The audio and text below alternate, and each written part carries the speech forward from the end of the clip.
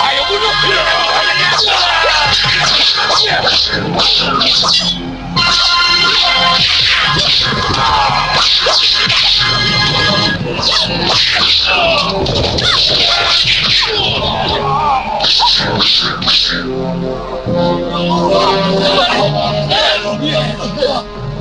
Ayah tidak apa-apa.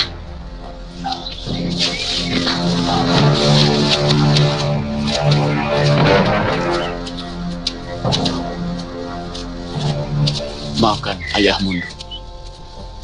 Ayah benar-benar merasa tersiksa. Ayah tidak berpikir bagaimana penderitaan saya kalau ayah pergi. Kenapa semua orang hanya memikirkan diri sendiri? Saya tahu Nini Maisin bermaksud mau menjemputnya sendiri. Dia tahu bahwa wabah di desa Pinor itu penyakit menular.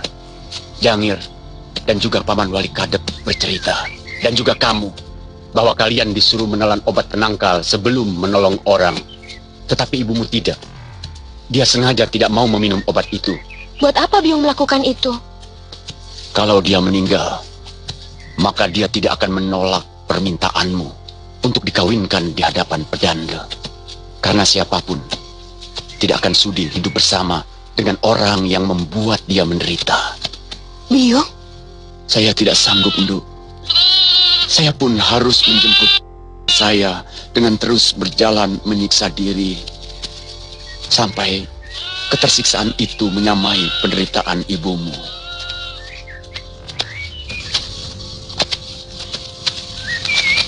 Sampai di sini saja, anakku. Saya tidak mau kamu semakin dalam menanggung kepedihan. Saya mengharap ayahanda suatu saat kembali berkunjung untuk menghilangkan kerinduan saya. Mudah-mudahan secepatnya ada seorang pangeran yang akan menyuntingmu sebagai istri, anakku. Supaya hidupmu lebih punya arti dan mulia, agar kamu bisa mengangkat derajat ibumu.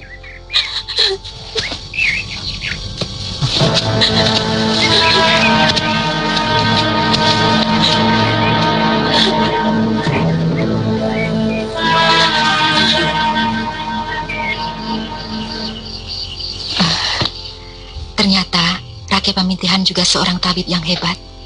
Perut saya sudah tidak sakit lagi sekarang, dan saya sudah sehat. Nyai, jamu yang saya buat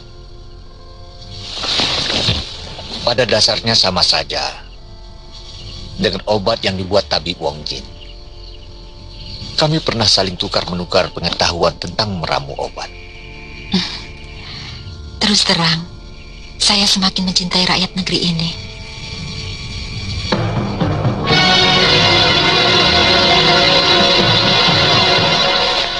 Paman khawatir apa yang muncul dalam semedi tadi pagi merupakan isyarat. Mungkin ini Maisin dalam kesulitan atau membutuhkan pertolongan paman. Nada nginap di rumah Paman Jemblung, Po. Iya, paling lama 3-4 hari. Kamu tidak boleh bandel, Jambu Nada. Dan semua piaraanmu tidak boleh dibawa. Bibi Caparu paling takut sama ular. Sebenarnya Panji ingin ikut. Mau minta maaf atas kejadian yang dulu. Tapi, pekan ini Panji tugas jaga di rumah Gusti Prabu. Nanti Paman akan sampaikan permintaan maafmu. Terima kasih, Paman.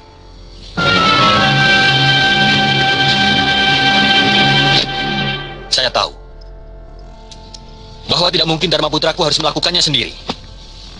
Tapi mestinya kan harus menyewa orang yang mumpuni, yang sakti. Nanti dulu. Kita harus kembali ke masalah kita yang sebenarnya. Tujuan kita adalah menyingkirkan Cakradhara dan Kuda Merta. Bukan hanya menyingkirkan, Paman. Yang paling penting adalah membatalkan niatnya untuk mempersunting Adinda Tribuana Tunggadewi dan Biahwiat Raja Dewi. Sangat betul, Gusti Prabu.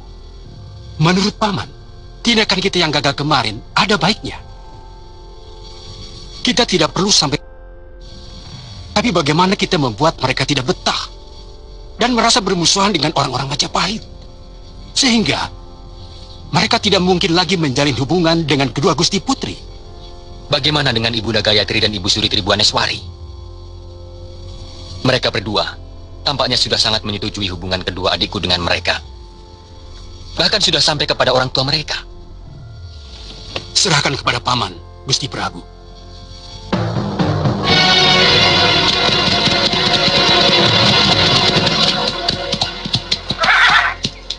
Ada apa ini?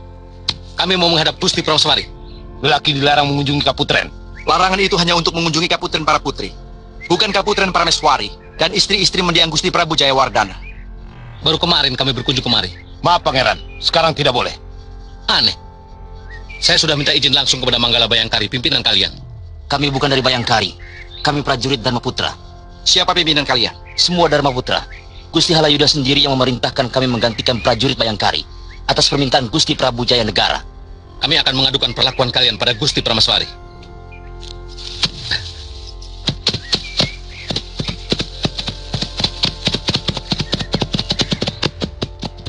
Kalian melakukan tugas dengan baik. Pokoknya, kedua pangeran itu harus selalu dipersulit. Kemanapun mereka pergi. Bopo pesan, Aden harus rajin belajar. Oh ya? Aden tidak boleh menggunakan ilmu semena-mena. Oh ya? Aden harus menolong yang lemah. Ya. Oh ya? Den. Lawang dikasih tahu kok. Jawabnya, oh ya, oh ya, oh ya. Apa iya bisa masuk itu ke otaknya?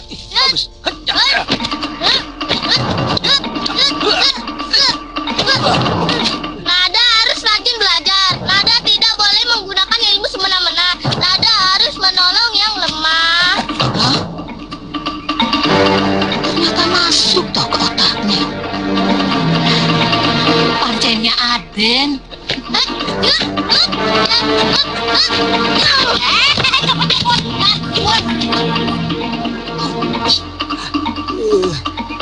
Maafkan Nada ya, Bi.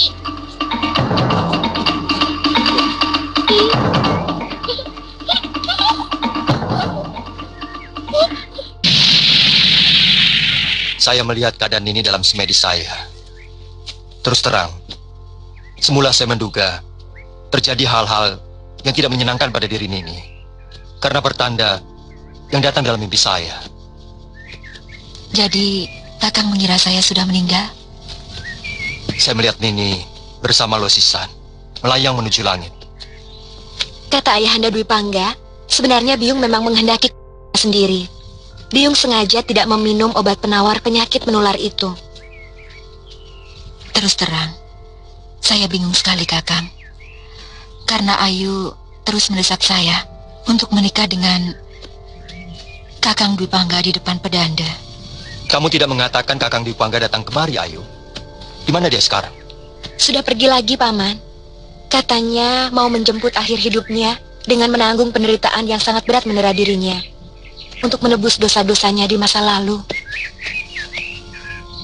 Maksudmu? Sekarang mata ayah buta dan seluruh ilmu kanuragannya hilang, kecuali kepandaiannya membuat syair. Dia yang telah membuat hidup ibumu semakin hancur setelah berbagai bencana menimpanya. Tapi saya sudah memaafkannya, Kakang. Kamu bisa melakukan itu, Mei? Bapak Wong mengajarkan supaya kita tidak memelihara dendam. Tapi yang Biung Meisin lakukan sebenarnya hanyalah untuk menyenangkan saya. Kakang, bagaimana keadaan anakmu Jambu Nada? Dia sudah semakin besar sekarang. Bagaimana tanda di keningnya?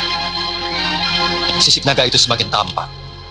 Tapi menurut saya dia sangat tampan dengan tanda itu. Kamu tidak mau tinggal di Majapahit, Ayu? Ayu masih ingin tinggal di sini, Paman. Tapi suatu saat, Ayu pasti akan ke Majapahit. Oh iya, bagaimana kabar Kakang Panji? Dia sudah semakin dewasa.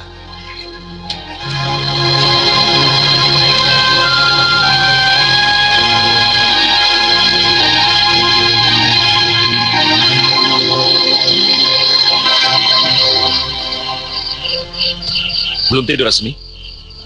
Saya sedang merenungi keadaan negeri ini.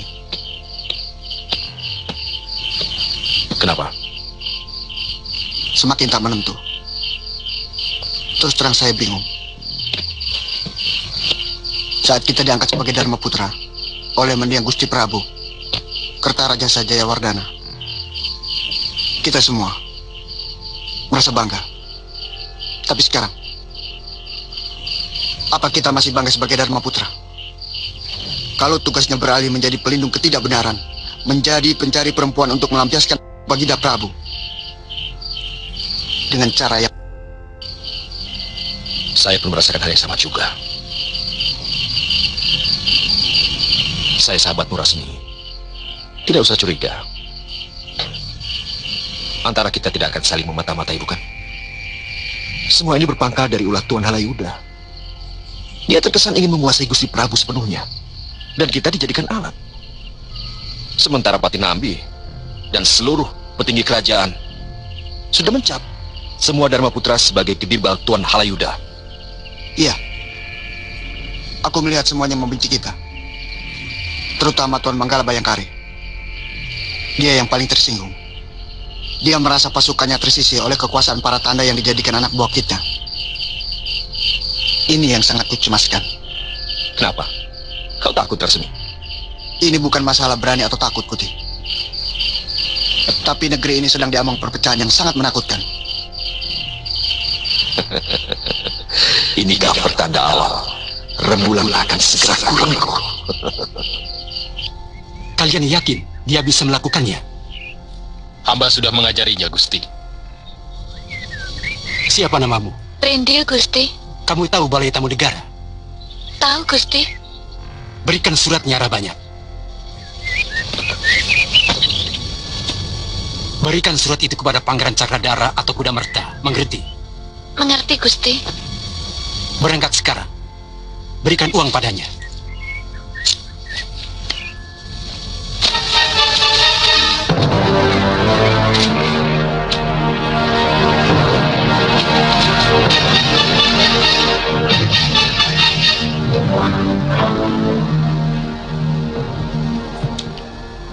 Bagaimana kalau kita ke Puri Ibunda Permaisuri? Kita tanyakan, kenapa Kakang Cakradara dan Kuda Merta tidak pernah lagi berkunjung? Apa pantas, Yunda Dewi? Sepertinya kita perawan yang sudah... Dinda? Terkadang kerinduan sering melanggar batas kepantasan. Terus terang, aku kangen sama Kanda Cakradara. Kangen sekali. Kamu tidak?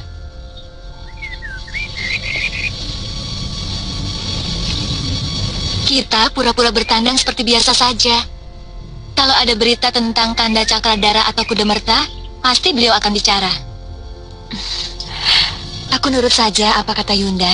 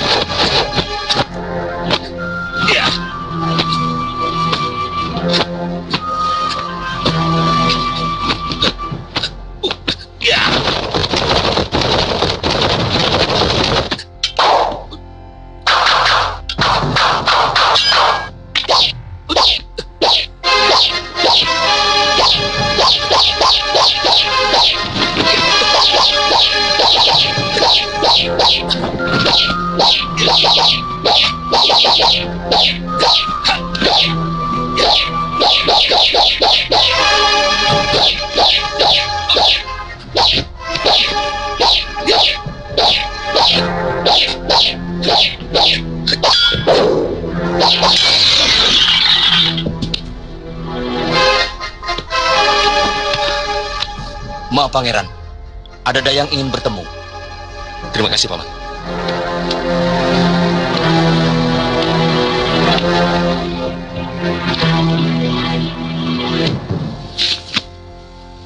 Ada apa di sana? Kamu umban Kaputren? Benar, Gusti. Hamba disuruh menyampaikan surat. Terima kasih, Mbak. Ini buat kamu. Terima kasih, Gusti. Ya.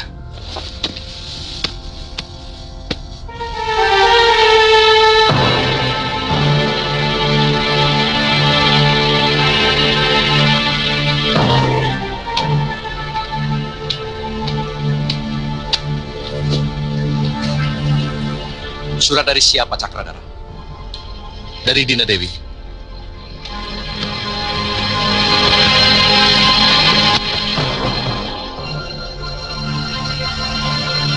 Kanda Cakradara dan Kuda Merta. Nanti malam kami menunggu Kanda berdua di kaputren kami. Hati-hati dengan penjaga. Dari Dinda Tribuana Tunggadewi dan Dyah Wiyat Raja Dewi. Oh, rupanya masalah penjaga. Dinda Dyah Wiyat dan Tribuana sudah tahu. Ternyata bukan cuma kita yang kangen Kuda Merta.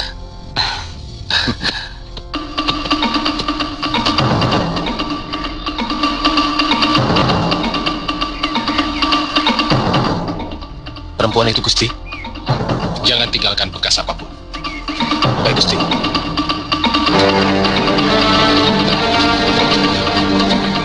Trindil, Ada apa? Kalian kenal nama saya? tentu saja. Kami disuruh mengantar sampai ke rumah. Siapa? Tentu saja Gusti Rayu. Ayo.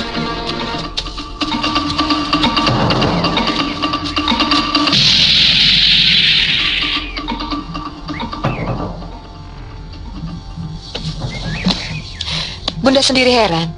Biasanya paling tidak setiap 3 hari sekali mereka berkunjung kemari. Mungkin dilarang penjaga regol kaputren, Bunda. Bunda sudah pesan kepada Manggala Bayangkara untuk memberi izin kalau Cakradara dan Kuda Merta mengunjungi Keputren Permaisuri. Barangkali kedua pangeran itu sedang sibuk dengan pembuatan bendung pengairan.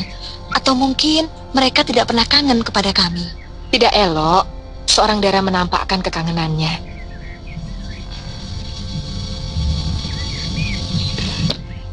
Dulu, Bunda Tribuaneswari juga kerap melamun kalau sedang kangen sama ayah kalian. Bohong. Ibumu yang suka menangis kalau Kanda Sanggrama Wijaya sedang bertugas. Nah, sekarang rahasia keduanya ketahuan semua.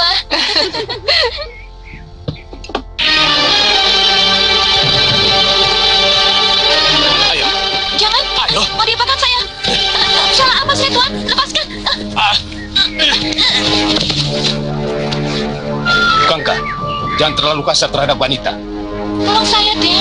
Jangan sakiti saya. Ambil semua uang ini, asal saya tidak disakiti. Simpan kepingmu, Cahayu. Balik. Tidak usah menangis, Cahayu. Nasihatku lain kali jangan mudah percaya kepada setiap omongan orang. Setiap janji yang manis biasanya mengandung niat yang busuk. Terima kasih, Tuan.